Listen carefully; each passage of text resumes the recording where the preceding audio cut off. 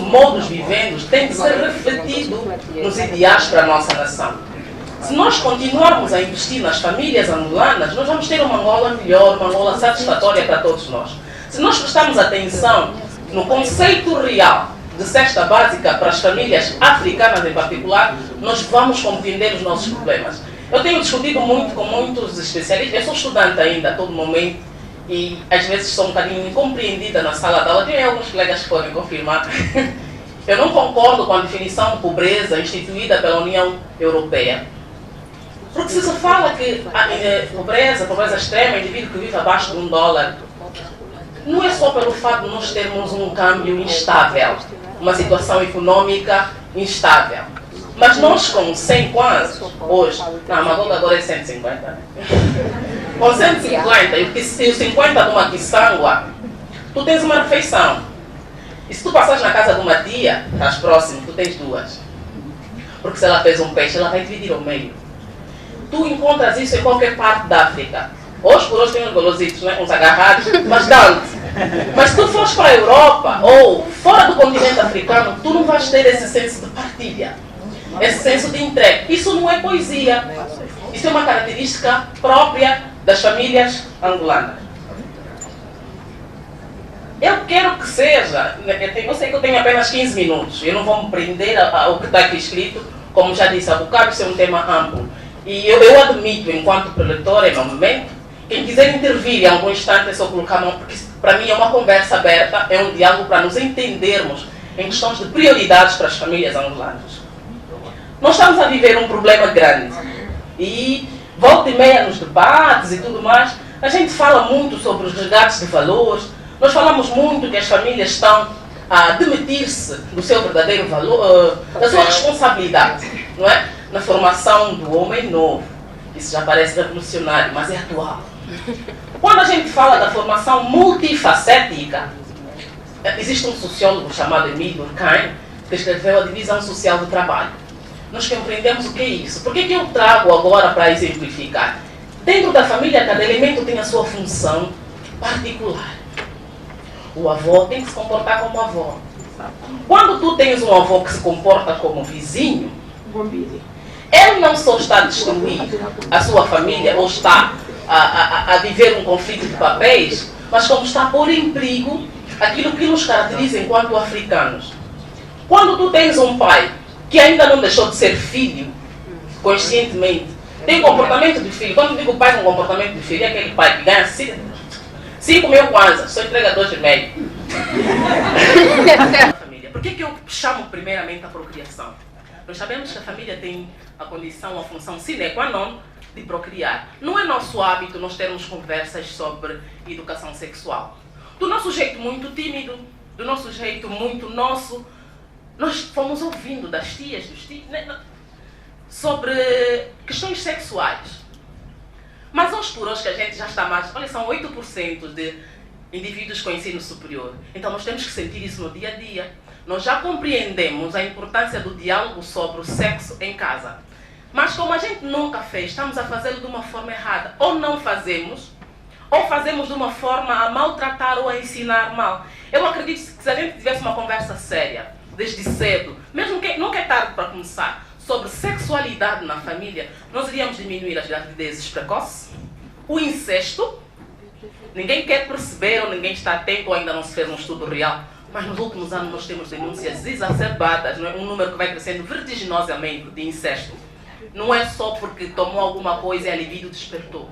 Está faltando alguma coisa no seio da nossa família. É a transmissão de herança social. A herança pode ser social, cultural e imaterial. O indivíduo, quando faz parte de uma família, tem que sentir, tem que saber que eu sou um elemento de pertença. O sentimento de pertença, como a gente diz, quando tentamos definir uma nação. Eu tenho que me sentir orgulhosa por fazer parte da família A ou B ou C, independentemente dos seus recursos materiais. Isso começa através do quê? Do conhecimento e a valorização daquilo que muita gente pensa que ficou também na poesia, honra. Quando se tem um problema na família, tem que se respeitar as figuras dos mais velhos. Os mais velhos não podem dizer, eu já não falo mais, o meu filho estudou. E acontece. O meu filho, como já é doutor, ele até fala um português dos brancos. admito, então, estamos a confundir as coisas. O tio da família que tem mais dinheiro é que fala, se ele chegar ninguém corta o bolo. Estamos, isso tudo por falar de coisas que acontecem no nosso dia a dia na nossa família. O facto dele ter progresso econômico não significa que ganha o estatuto social que nós africanos atribuímos pelo fator idade. É um posto. Experiência. Não é?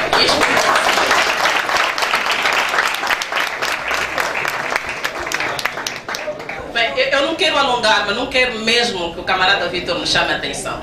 Eu quero ficar com mais tempo para a discussão. Então eu sou sempre assim, eu prefiro lançar a conversa provocativa mesmo e irmos discutindo, ao menos ficamos mais tempo para intervenções. Certo? Então eu gostava de ouvir primeiramente uma das mamães com tudo o que foi aqui dito. Muito obrigada. Pela sua maneira de ser como estudante, foste muito objetiva e muito clara. Estes são os ensinamentos, deves falar muito para a juventude angolana. Também não deixando nós, os adultos, porque há adultos também que fingem que não sabem as coisas. E eu estou satisfeita na qualidade, na vontade que você tem da sua profissão. Porque primeiro nós temos que ter o orgulho de sermos, eu sou, como profissional, é como eu, sinto-me orgulhosa de ser professora. Não há nenhuma profissão no mundo que supera um professor.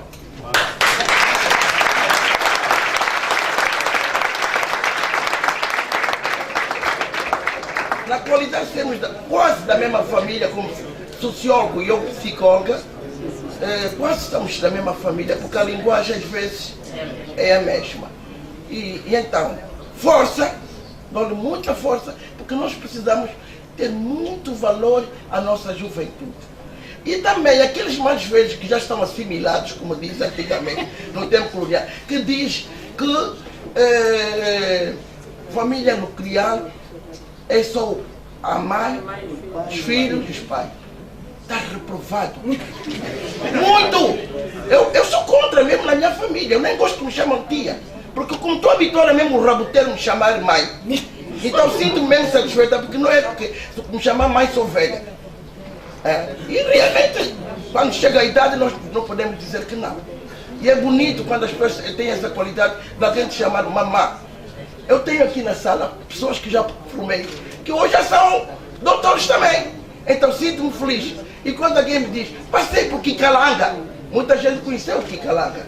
É um trabalho que nós fizemos aí, que temos muitos alunos que hoje são grandes senhores.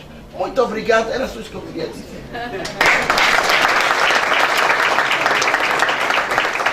Sou da OMA, que é esta organização que participou da minha promoção e, portanto, sou fruto do trabalho de mulheres.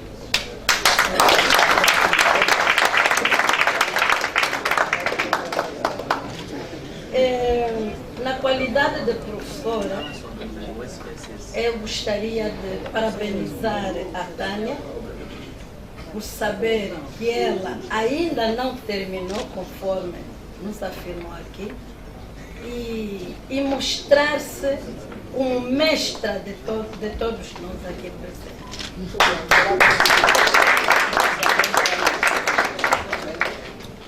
Relativamente ao tema que ela aborda sobre a educação familiar, eu não gostaria de fazer considerações, porque este não é o local para tal. Mas gostaria de colocar um desafio à Tânia e a todos que aqui estão presentes para olhar para essa estrutura da família africana, fazer estudos para realmente podermos compreender. E eu coloco isto porque eu coloco essa questão porque nos vários trabalhos, nas discussões que eu levo a cabo, muitas vezes em sala de aula ou fora dela, com alunos universitários, sem esquecer os da primária, porque eu comecei pelo ensino primário, há algumas questões que eu coloco e os estudantes dizem-me que não. a questão está relacionada com esse modus vivendi da família africana. E falou-se aqui do avô, que se comporta como vizinho, e quando se comporta como vizinho, vai ter uma atuação de vizinho que gostou da neta de alguém. São os problemas que estamos hoje a viver. Eu gostaria de saber da Tânia o que tem a dizer sobre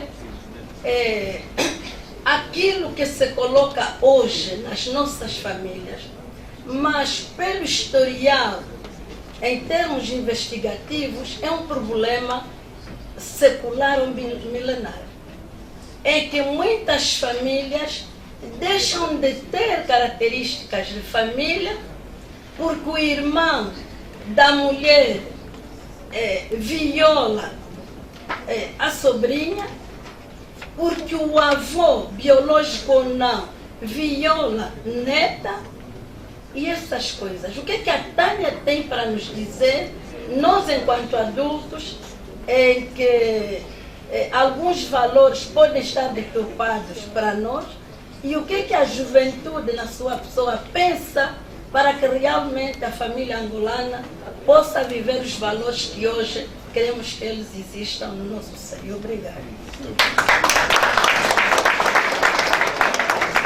Muito obrigado. Esta questão trata-se mais na condição regionais.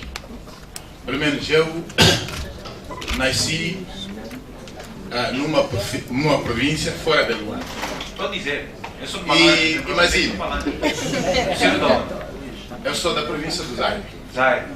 Que quando, dou exemplo, que quando até alguém de uma província do interior ou do litoral vinha para Luanda, é que não podia falar a língua materna.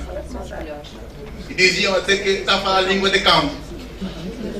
E esse conceito ainda existe,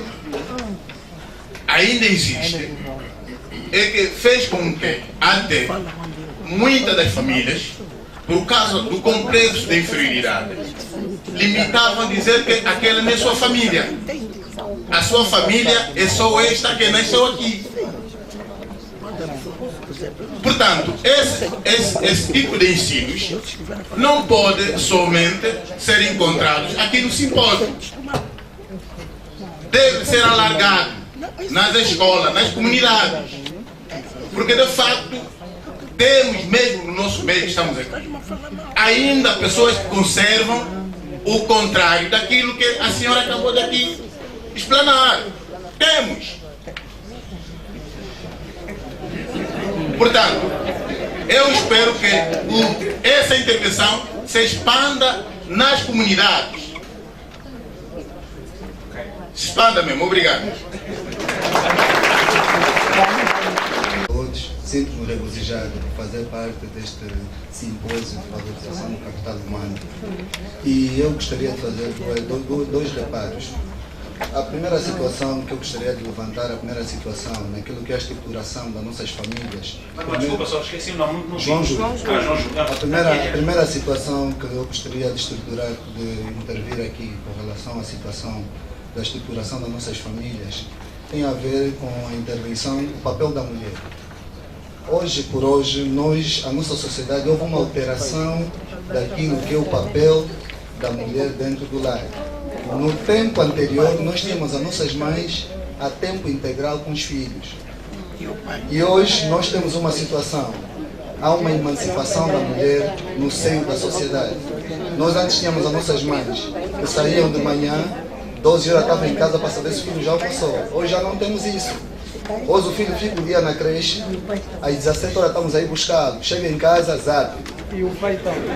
Não, o pai chega, o pai está no trabalho, quando chega em casa está cansado. Não pergunta ao filho o que é que aprende. Muitas das vezes nós demitimos-nos. Há uma demissão aqui, quero dizer que há uma demissão em certos papéis relativamente a esse aspecto.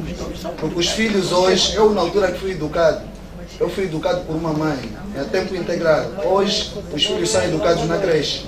Chega em casa, o desporto é PlayStation. Isso é um problema que nós, como jovens, que estamos a constituir as nossas famílias, temos que combater. Porque essa é uma situação que está a contribuir muito para a desestruturação dos valores familiares. Porque hoje nós chegamos em casa, temos mães que chegam em casa, estão antes tínhamos as mães em casa a tempo integral. Hoje a mãe chega, está cansada. O pai, se calhar na sexta-feira, em vez de ficar com o filho fazer programa para saber o que o filho está aprendendo, não há essa transmissão. Demitimos e entregamos a creche. Pegamos o filho, entregamos na creche. Esse é um problema. Outra situação. Está a haver uma ausência de padrões morais. Não há padrões. Os pais hoje não transmitem padrões de vida aos filhos. Não estão a deixar legados. Hoje nós estamos a ver, eu vou à discoteca às vezes, encontro meu pai, quer dizer, eu considero pai, aquilo que disseste, doutor. Pais. Encontro pais na discoteca com 14. Que valores morais esse pai vai me transmitir? Qual é a mensagem que nós estamos a passar para os mais jovens? Eu, particularmente como jovem, a maior parte dos jovens pensam, quando eu for mais velho, vou ter também uma 14. Desestruturação de padrões morais. Isso é um problema muito perigoso que está a desestruturar os lares. Hoje é mais fácil você encontrar um pai com uma 14 na discoteca do que com a sua mulher. Eu frequento. Isso é uma realidade. Mas não vou ser muito. Anos, ensino particular em Angola. Está em festa, vamos comemorar as bodas de prata. Chegamos a 1 milhão de alunos, empregamos mais de 50 mil pessoas. E então isso é significativo, com certeza. Comecei a liderar essa associação, tinha a idade daqueles jovens que vieram de outros países, 30 e tal anos, hoje tenho um pouco mais. Estou extremamente conservado, acredito, mas fruto da grande disciplina e tudo mais. Bem, quero chamar a atenção à mesa, sobretudo ao mediador, que as intervenções estão a fugir um pouco do foco daquilo que nos trouxe. Ok? Estamos a entrar em problemas, tema do Dr. Cabral e da doutora Tânia, exatamente porque as famílias fazem parte como sujeito do processo de ensino e aprendizagem. Não a escola sem as famílias. Deve haver essa interação constante entre a escola e a família. Escola, família, comunidade e organizações, ONGs, como é o caso da Lei para Todos, que hoje acredito que assume-se aqui como parceiro também da educação. Hoje, inclusive, nós não temos os encarregados nas escolas como encarregados, mas tratamos-nos como parceiros. E apelamos aqui às famílias para, se quiserem valorizar o capital humano e participar disso, devem criar microprojetos no seio da família. É fundamental que o nosso filho saiba que valores a nossa família defenda. Isso pode estar colado na geleira de casa. As geleiras têm efeitos, não têm? Podemos colocar lá os valores que a nossa família defende. E a nossa criança, desde a mais tenra idade, vai saber o que é o respeito, o amor ao próximo, a solidariedade. Isso tem que ser um compromisso assumido desde criança. E este compromisso deve ser, onde colocamos as fotografias, por exemplo, da família em casa, ao lado também podemos colocar os valores que a família defende. É fundamental. Por lógica, os filhos devem ser melhor que os pais. E nós temos que transmitir isso aos nossos filhos. Eu cresci assumindo-me que deveria ser melhor que o meu pai, ok? E os meus irmãos também. Meu pai era enfermeiro, e era um bom enfermeiro, diga-se. Mas em minha casa, nós no plano familiar traçamos que as minhas irmãs que seguiram medicina e sobrinhas tinham que ser médicas. Tinham que superar o meu pai. E cumpriram. E é esse apelo que eu faço às famílias todas. Nós temos que assumir que temos que ser melhor, que os filhos têm que ser melhor que nós. Senão não vamos gerar capital humano. O filho não pode estacionar ou estagnar até onde nós chegamos. Onde nós chegamos, não. Ele tem que ser superior, tem que ultrapassar. Queria também aqui lembrar que a questão do capital humano depende muito das oportunidades. Não estão cá os bancos, porque não se falou aqui do empreendedorismo. Meu colega Cabral não teve tempo de chegar até essa questão, mas o Ministério da Educação hoje valoriza e trabalha muito o empreendedorismo. E nós estamos diante de jovens empreendedores vindo de outros países da África. Eles tiveram uma oportunidade. Provavelmente até estudaram no estrangeiro. Ou apresentaram-se, não sei onde é que estudaram. Nós estamos aqui a falar do nosso sistema de educação e muitos de nós formaram-se fora, grande parte de nós formou-se cá também e com qualidade. Ok? Porque tínhamos qualidade. mas assumimos a qualidade muito em função das dificuldades que nós tivemos. Hoje, os nossos filhos atingem uma zona de conforto muito cedo. E é fundamental que isso mude. Tem que mudar esse paradigma. Como última reflexão, tanto para a Tânia como para as senhoras da OMA, que também são conselheiras, queria dizer o seguinte: nós hoje nas escolas vivemos muito a questão das famílias monoparentais. É um problema em Angola. Eu há dias estive a ouvir uma decisão de Cabo Verde, é o mesmo problema. Provavelmente será o mesmo problema em outros países. No Quênia, eu já estive no Uganda, em alguns países da África, se calhar também no Ruanda, de as famílias serem monoparentais. As mulheres assumem a família, as mulheres assumem a educação dos filhos. E, estranhamente, nós que lidamos com meninos, as famílias dirigidas só por mulheres, os filhos acabam tendo melhor resultado que aquelas famílias ideais, porque tem pai, mãe e filhos. 35% ou mais das mulheres em Angola hoje assumem as suas famílias completamente, desde as despesas. Então, é um novo paradigma, é um novo desafio e nós temos que nos preparar exatamente para isso. Muito obrigado. Continuando a problemática do capital humano, eu só queria referenciar o fator família, não é, que estamos aqui a retratar. E em relação à identidade cultural, que um colega aí acabou por frisar. Identidade esta que devia ser iniciada em casa, não é, na família, e que devia se prolongar pelos anos seguintes, isto nas escolas e culminando na universidade, neste caso, não é? E estava a pensar nisto e pensei no seguinte: por que não propor uma disciplina, neste caso já nas universidades, visto que nas escolas já existe a disciplina de educação moral e cívica, mas que eu acho que é muito restrita, não abarca todas as problemáticas. E na universidade, se calhar, uma disciplina chamada identidade cultural, neste caso angolana, que deveria ser então administrada pelos nossos professores que já estão na reforma, não é? E que tenham este conhecimento, que tenham incutidos esses valores que estão a ser desviados, não é? Pela educação que também as crianças vão aprendendo nos órgãos de comunicação, neste caso massiva. Mas o que eu queria ainda dizer estava mais relacionado ainda com esta tal disciplina, que devia ser então primordial para as universidades. Já estou ultrapassada neste caso pelos outros colegas e agradeço então a oportunidade. Menções apresentadas e contributo. Obviamente tomei boa nota de tudo o que foi dito. Vou começar com as questões apresentadas pela mamãe Isabel, que ela pede que a gente olhe um bocadinho sobre a estrutura da família africana para compreender os reais problemas.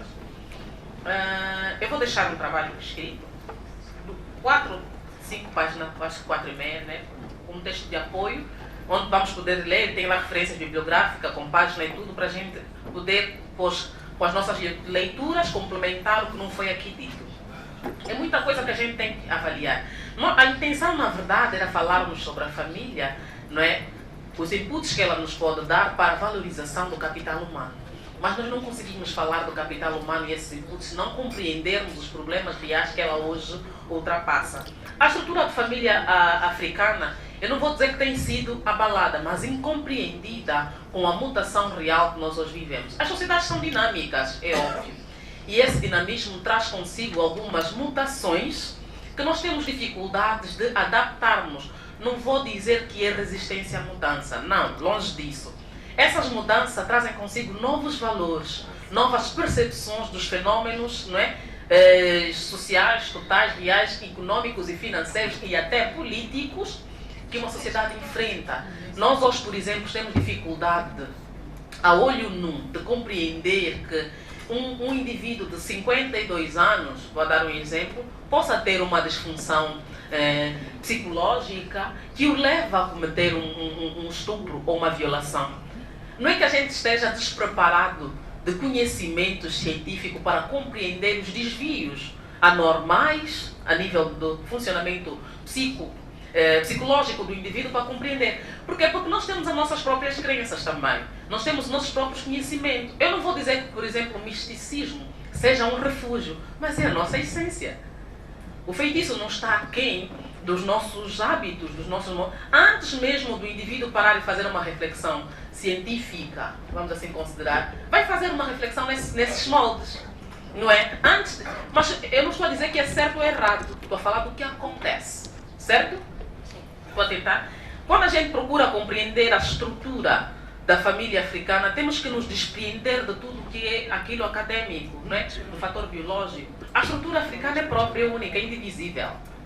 Nós temos o avô do pai, não é? Se vivo estiver, nem vamos chamar de tetravô, trisavô, sempre avô, mamãe grande, papá grande, a família da mãe, a família do pai, né? Tem aqui até uma passagem de uma socióloga também, Banam, que ela diz: para nós os africanos, o conceito de família é mesmo diferente. Nós temos a família por consanguinidade e por afinidade. O genro, que para alguns não é família, para nós é família. Por quê? Porque é o pai do meu neto.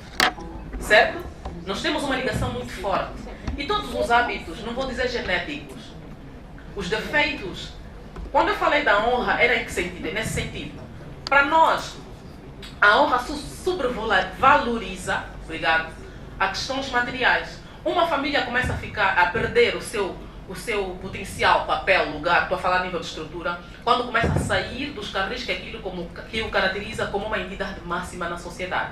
Quando começamos a ter na nossa lista do DOT, que é normal e aceitável, estou a falar o DOT do pedido, né? A carta de pedido. Quando começamos a introduzir 20 grades de cerveja importada, bloco, fechar o terreno, começamos a confundir o aspecto real do DOT, começamos a perceber que estamos a comprar, quando na verdade a nossa essência não é comprar, porque a mulher africana, antes mesmo, isso é questão de biografia, está lá. No século XIX, nós já tínhamos a nossa independência, que muitas estão a conquistar hoje. Nós temos o nosso compromisso dentro da família, não é? O compromisso sexual, servir o marido, vou falar abertamente, o compromisso social da formação do filho, não sei o quê, mas nós sempre tivemos a nossa própria voz. O marido está a se portar mal, ou a gente vai lhe reunir, como a gente diz, não é? A poligamia sempre existiu, ok, mas em muitos casos com consentimento da esposa. Porque se ela disser não, é não, tio, vai ir. Ou vais lá, ou ficas. Estou a falar da nossa liberdade, que às vezes é incompreendida. É uma coisa muito própria, muito nossa. Eu gostava também de ligar com o contributo do JJ. A resistência à mudança, não gosto muito de empregar esse termo para a compreensão disso. Mas repara, nós já tivemos um censo recente. Nós sabemos o número de mulheres, em termos estatísticos, que Angola tem.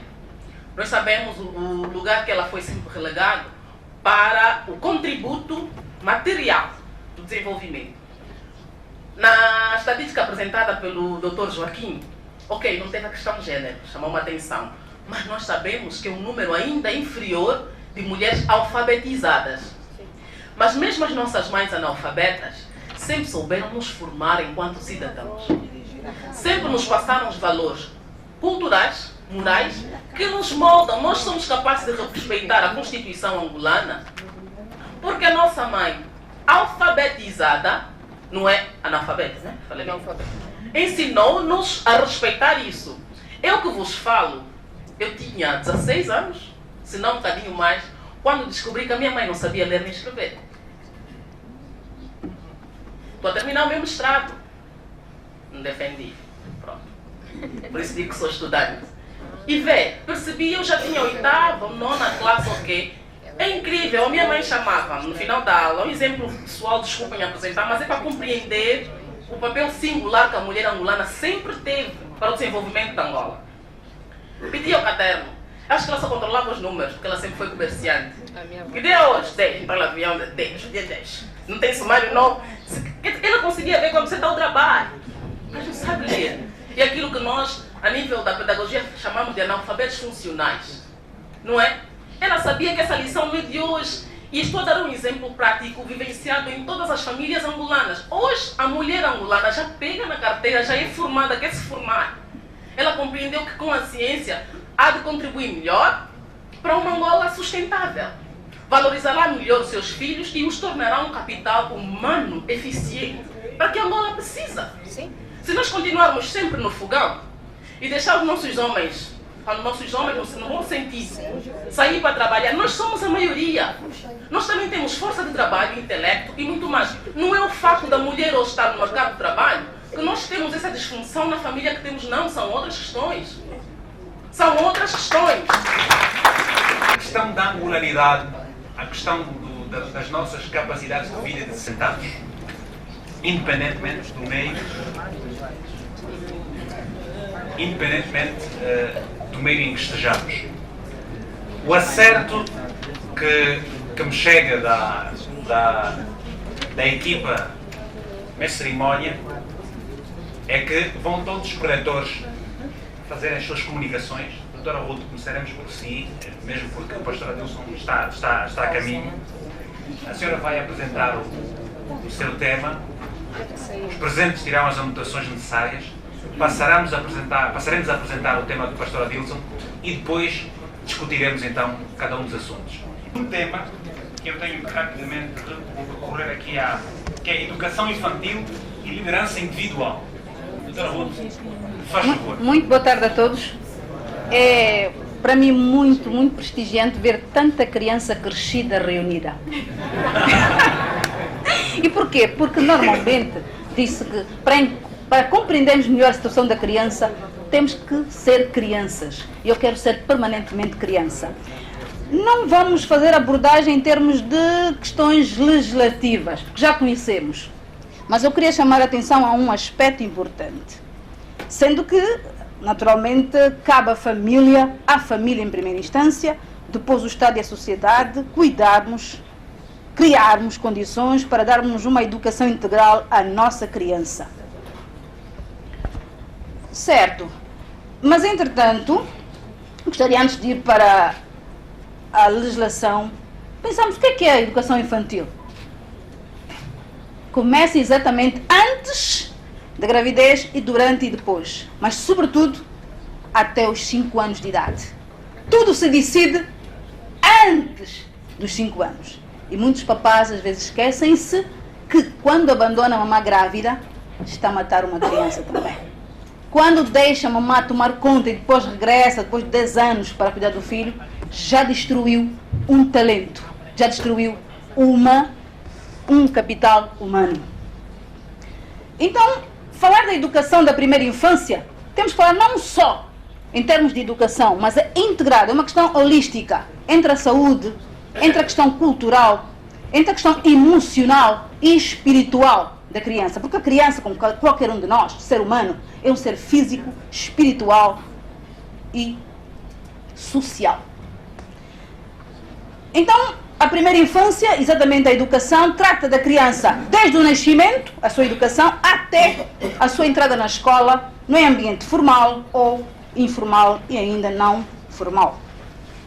A nossa Constituição tem os artigos 35 e o artigo 80, mas o país cresceu, progredimos, depois da independência, realizou-se em 2004 o primeiro encontro intersectorial que abordou a sua questão da infância. Aí é que recordemos o lema, tudo se decide antes de 5 anos. Em 2007, adotamos então os 11 compromissos a favor da criança, dentre eles, ao 4º compromisso, que é da educação da primeira infância. Bom, mas além destes compromissos, há outros. No entanto, em função desses compromissos assumidos, o Estado também aprovou a Lei 25/12, 22 de agosto, sobre proteção e desenvolvimento integral da criança. Vejamos o que é que diz no nosso artigo 11. 11º, certo? Direito ao ensino geral e técnico. O Estado deve criar condições para que a criança tenha acesso a condições de ensino de qualidade que lhe permita preparar-se para a vida adulta e inclusão ao mercado de trabalho. É exatamente o que estamos a falar aqui.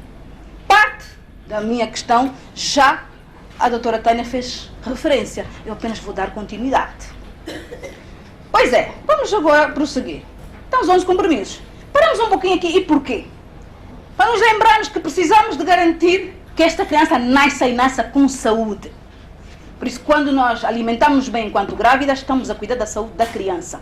Quando falamos com a criança, estamos a passar também já valores e princípios. Quando temos uma vida regrada durante a gravidez, já estamos a passar princípios de disciplina, de cuidado conosco para esta criança. Quando nós cuidamos da nossa higiene enquanto mães grávidas, estamos a dizer ao filho, quando tu nascer também tens que ser muito bem higiênico. Tens que cuidar da tua saúde, da tua apresentação. Quando falamos em segurança alimentar, estamos exatamente a dizer, garantir que essa criança vai crescer com saúde. Mas também temos que pensar no registro do nascimento. Por isso, quando o papá não faz a fuga à paternidade, está a contribuir exatamente que essa criança tenha uma identidade. E aí, então, a educação da infância engloba estes e outras questões. Esta e outras questões. Educar para a vida. Há 3 pilares principais. Vamos recordar. A família, o Estado e a sociedade. É a família que cria os talentos. Mas muitas vezes nós não perguntamos que filhos queremos ter. Como queremos ter estes filhos? E por muitas vezes nós já matamos a nossa criança pela nossa própria mente e pensamentos. Já começamos a pensar mal das nossas crianças. Começamos a semear mal em relação ao futuro das nossas crianças. Precisamos nos mentalizar que ao termos uma gravidez, ao termos um filho, ao decidirmos fazer uma criança, tem que ser uma criança valente, uma criança vencedora. Tem que ir a um centro de acolhimento e esta titi, esta mamã, a exemplo do que disse a mamã Eugênia, é mãe ou é pai desta criança. Precisa de assumir como responsável desta criança, tem que estar comprometido em transmitir a criança e ajudar a criança a formar o seu caráter. Mas há alguns princípios e valores, e eu gostaríamos de partilhar com vocês alguns dos. A obediência é importante. O amor. E o amor é a base de tudo no nosso ponto de vista. O respeito, a compaixão, a humildade, o domínio próprio, enfim, responsabilidade. Temos que passar princípios para este capital humano. Vamos prosseguir com a infância dos vossos filhos para investirmos exatamente no capital humano. Obrigada. O nosso capital humano depende exatamente do ambiente em que ele nasce. O pastor Adilson, que aqui está. O pastor Adilson, angolano, uma pessoa que é da criança. Não é assim que se diz na língua da família. Você não está a esquecer o Quimbundo que criticava porque a língua do outro animal no Camboá? Por favor. Doutora Lourdes Caposo Fernandes, caros delegados a esta jornada, queridos funcionários e membros desta associação Lei com Força, convidados e convidadas, em nome do Senhor, saúdo-vos. Boa tarde. Devia talvez começar, porque ou devia começar ou devia terminar, porque Deus é sempre o princípio ou o fim.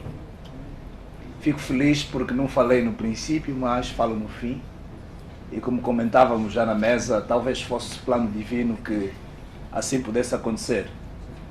E queríamos dizer que já passaram por aqui brilhantes proletores.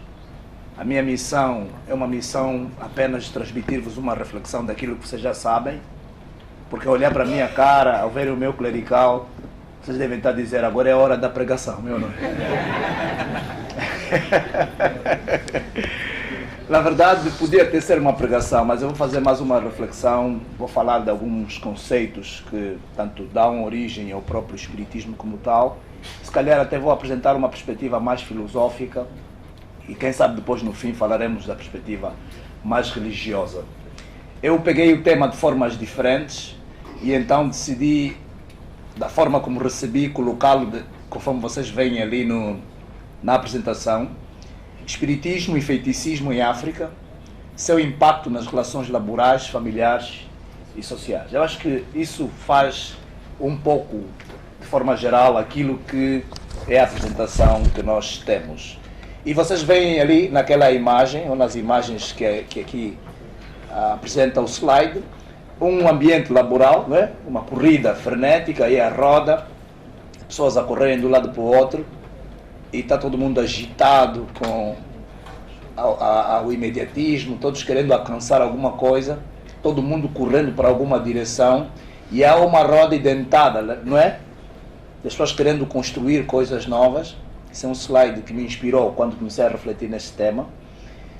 Não terminei ainda tudo que pensei quando vi essa imagem, mas olhando um bocadinho mais para aqui para o meio, comecei a ver um trovão e chuva, não é? Que para nós em Angola é um grande problema, não é? Pois, porque queremos às vezes ir muito longe, mas quando chove é um caso sério. Mas mais do que isso, é o trovão da feitiçaria também, né? Pois, o trovão da feitiçaria. Feitiço às vezes aparece de uma forma que é igual a chuva em Luanda, não é? E então essa seta pode ser usada de forma a colocar target, ou seja, destino aonde vamos, mas ao mesmo tempo também pode ser uma luta no sentido de atingirmos alguém, porque parece que nos dias de hoje, nas relações laborais, nas relações familiares, as pessoas andam querendo, não é, atingir umas às outras. É muito comum nos nossos dias. Alguém dizia que quando te dizem, olha, o Adilson de Almeida foi promovido para ser um grande dirigente nos Estados Unidos da América, na igreja e tal, você o que é que diz? Isso também é importante. Mas ouvi dizer que lhe deram uma surra ali na rua. Conta mais. Porque nós temos problemas de... Hoje a inveja, o espírito de perseguição é tão grande nas pessoas que a boa nova que nós devemos transmitir, não contamos porque queremos ouvir o mal dos outros. As pessoas se satisfazem com a destruição da vida dos outros, dos cargos dos outros, dos carros dos outros, do bem-estar, da saúde dos outros.